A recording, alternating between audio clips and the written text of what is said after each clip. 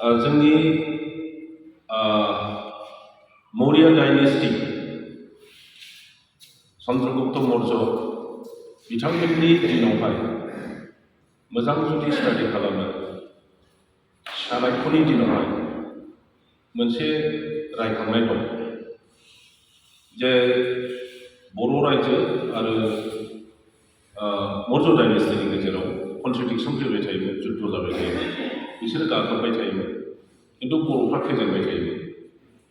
दा बेखाय मौर्य राजाया चाणक्यखौ लेंहरनानै बेनाव सोंदों जे बे बर'फोरनाव मा सक्ति दं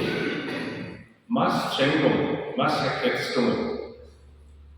आं जे बिसोरखौ बुंनो हाया जों जे जेनबाय थायो नोङो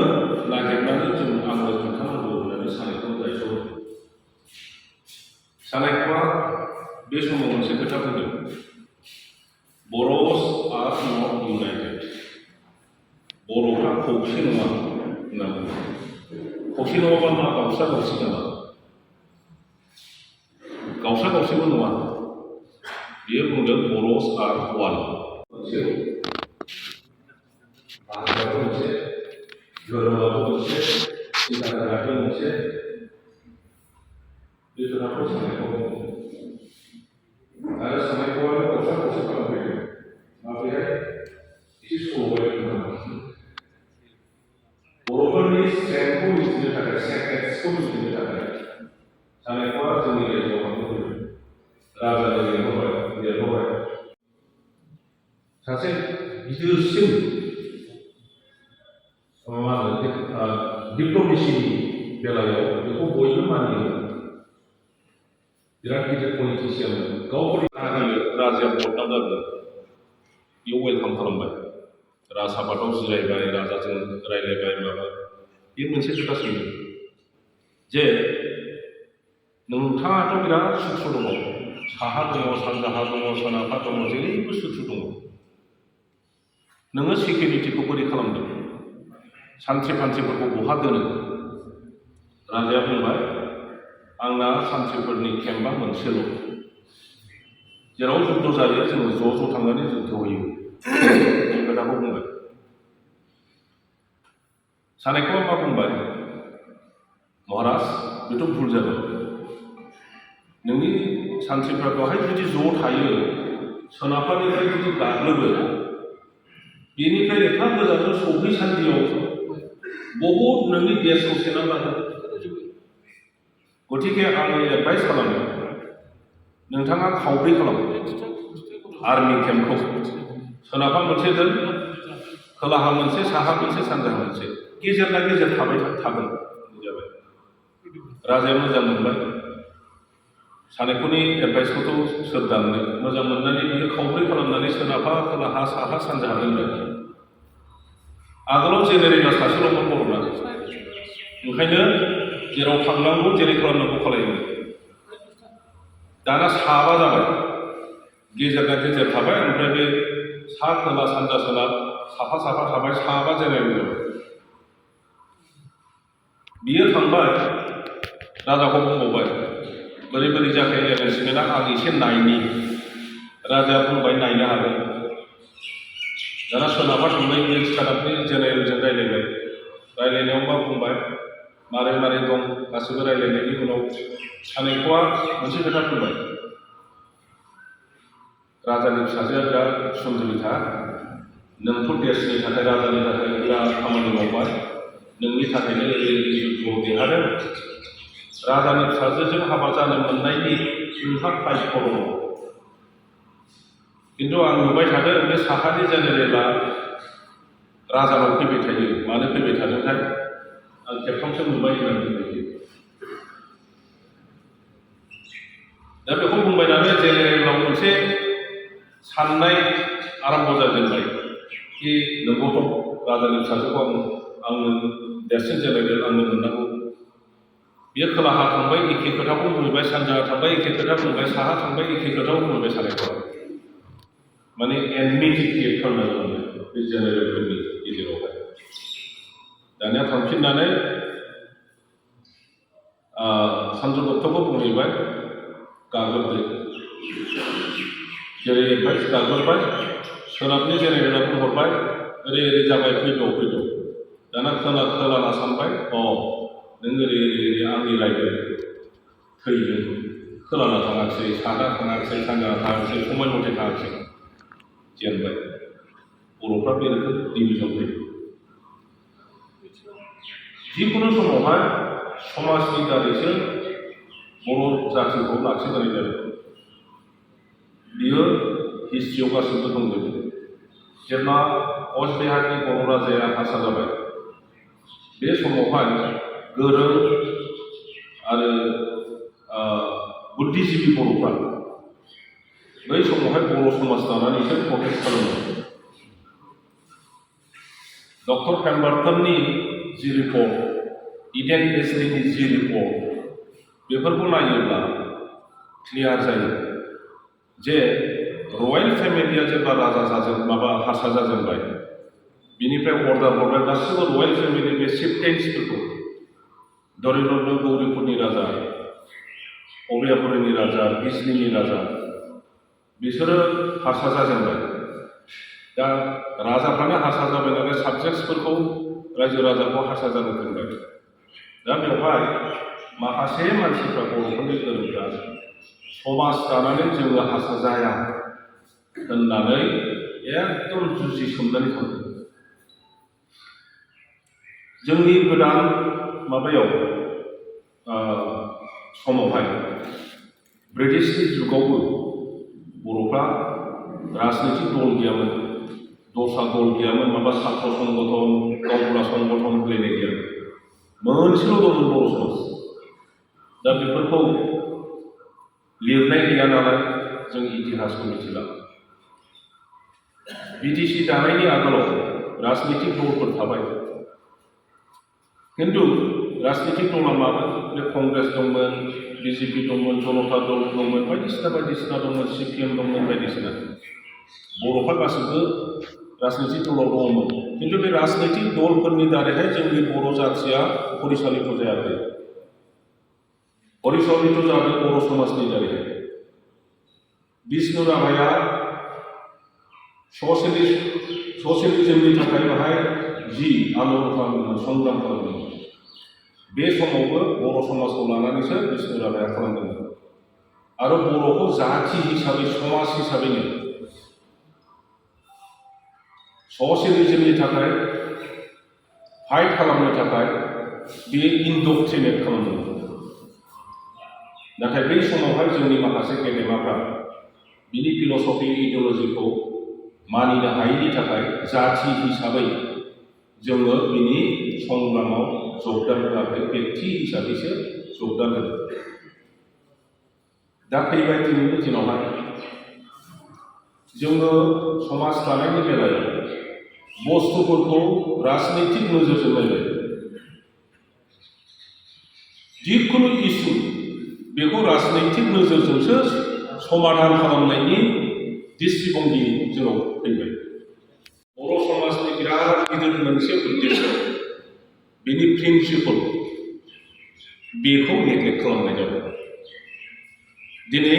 बर' समाज मानि मा बर' समाजाव गासैबो बर'नि गार्जियानफोर दङ लेखा रोंब्ला फैदारों सोरबा एम.ए. बि.ए. जानो हागौ दिनै सोर फोरोंदों बे बर' समाजनि गार्जियानफोरा फोरोंनानै सोरबा डक्टरेट जादों सोरबा बायदिसिना जादों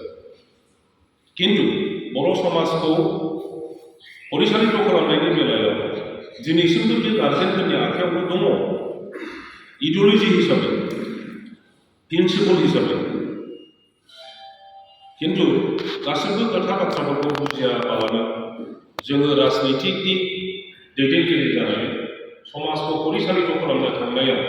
जाथि हिसाबै जोंहा बिराद माइनास जादों दा गोबाव समनि उनावहाय लासै लासै जोंनि गेजेराव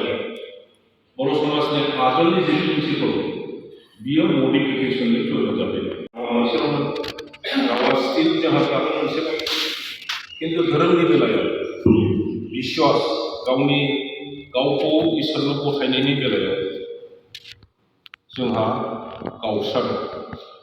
जोंनि बिदा फंबाय माखासेफ्रा खृष्टान जादों जोंनि बिदा फंबाय माखासेफ्रा ब्रह्म जादों जोंनि बिदा फंबाय माखासेया दिनै जयगुरु जादों, जोंनि बिदा फंबाय माखासेया दिनै कृष्ण गुरुबो जादों। दा बर' समाजा आगोलनि बायदि नङाबालानो गोदानै मर सफिस्टिकेटेड वेजों बे समाजखौ बेंनायनि खामानि, बिनि प्रिन्सिपल, बिनि निति आदर्श बेखौ सोलायनो जोंहा प्रयजन जादों। दिनैनि दिनाव बर' समाजनि जि इन्डक्ट्रिनेसन बियो आगोलनि बर' समाजनिखौनो फल' खालामबाय थायोब्ला बियो हयथ' बारा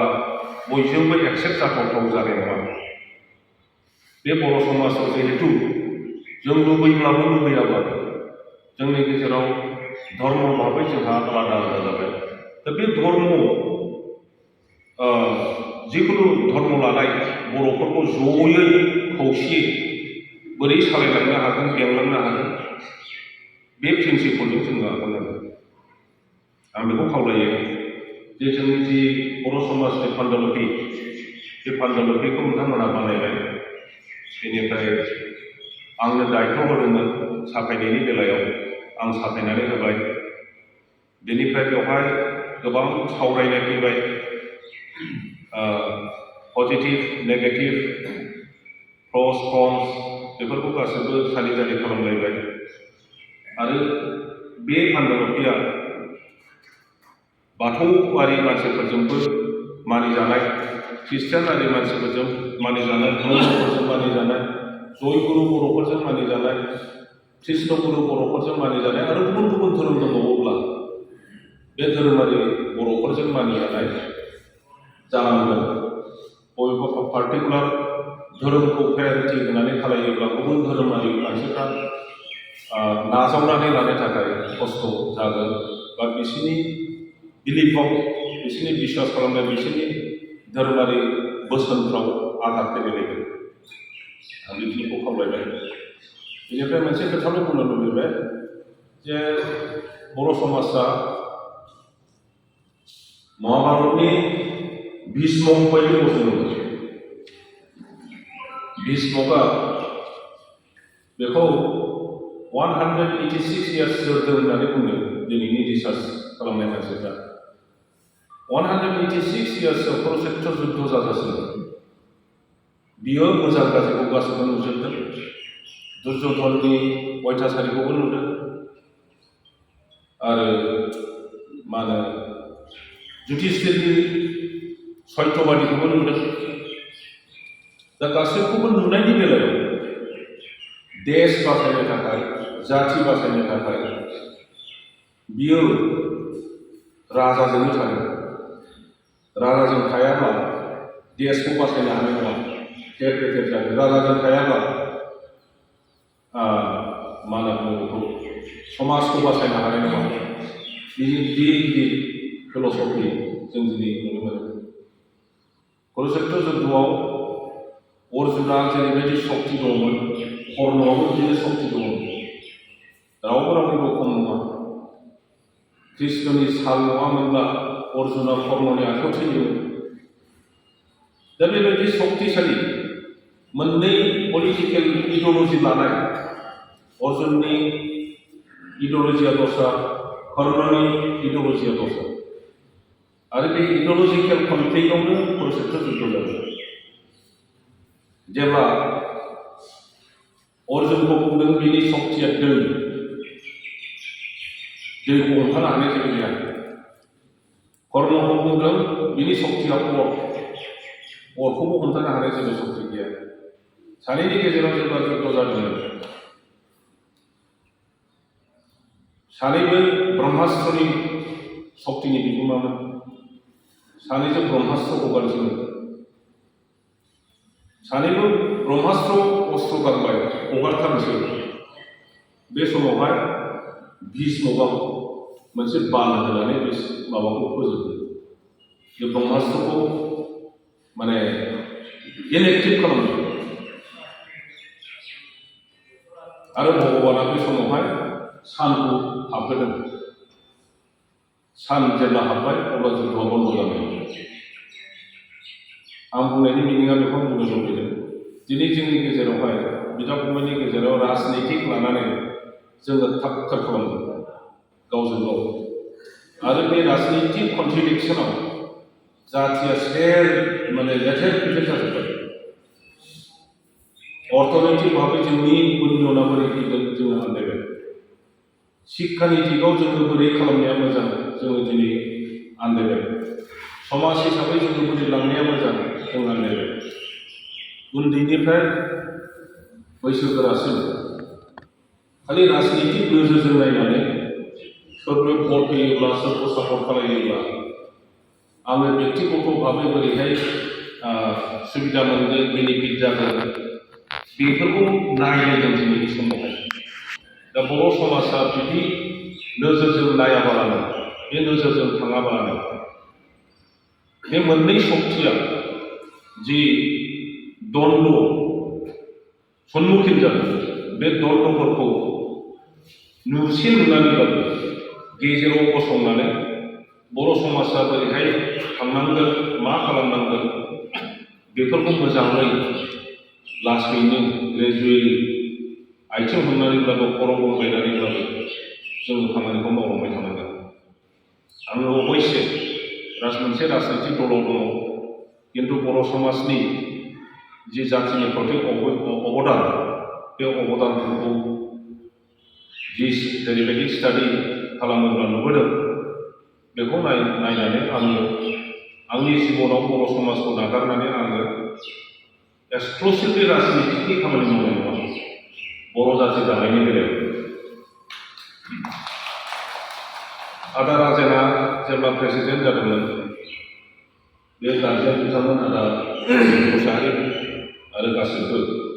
आंनाव फैदोंमोन आंखौ बुंफैदों जे मानाव फैनाय डेपुटि चिफ जोंहाथ' जों समाज बर' समाज जाबाय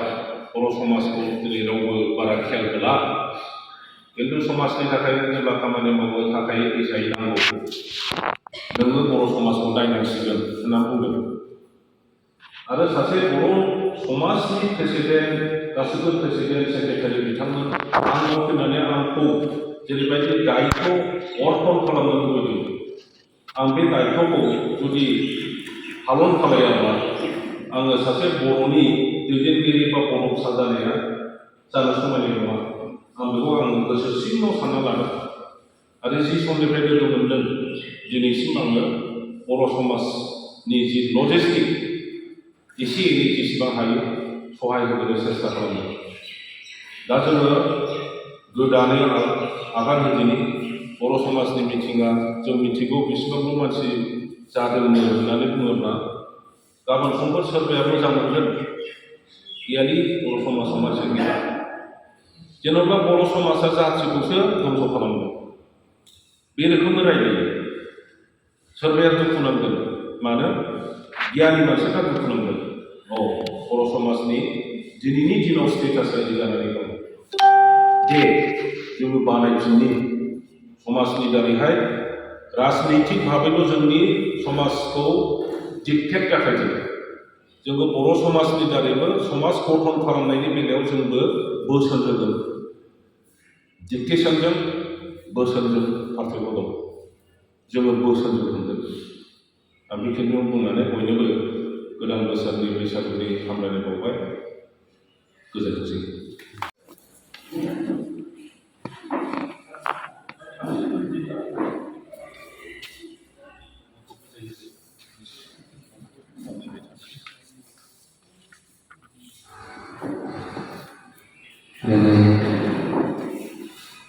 आगोलनि डिप्युटि चिफ बिथाङा गावनि बर' समाजनि मिथिंजों मा गोरोबनांगौ माबोरै बर' समाजखौ खालामनो गासैबो बिथाङा बर'नि खोथा